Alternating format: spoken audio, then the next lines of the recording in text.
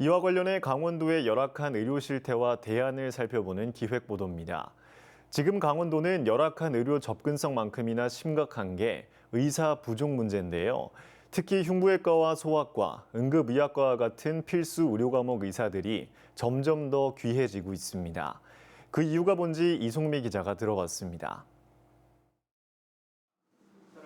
이경학 원장은 8년 동안 강원도의 한 대학병원에서 흉부외과 교수로 일했습니다.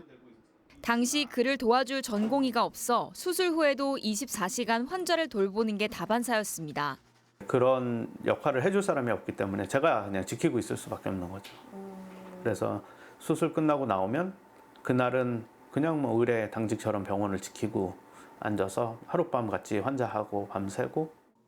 응급실에 연락을 받고 다시 병원에 가는 일도 많았습니다. 본인의 전공이 아닌 환자가 응급으로 왔을 때는 당직이 아닌 교수한테 연락을 해서 와줄 수 있는지 먼저 확인을 하고 환자를 받을지 말지를 결정하게 되는 그런 구조가 되는 거죠.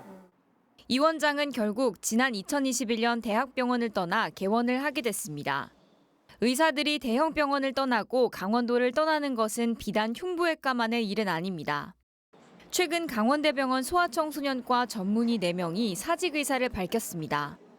지난해 속초의료원은 의사가 없어 응급실을 닫는 사태가 벌어지자 연봉을 4억 원까지 올렸습니다. 낮은 수가와 의료 분쟁에 대한 부담, 개인의 희생을 강요하는 업무 강도가 주요 원인으로 꼽힙니다. 신기하게 일하는 그런 질환이 있을 때 사실 지역병원에서는 이제 그게 커버가 잘 안 되니까 환자를 전환하는 게 쉽지가 않아요. 몇 시간 잡고 있는 경우도 있어요. 보내야 되는데. 정부는 필수 의료 패키지를 발표했습니다.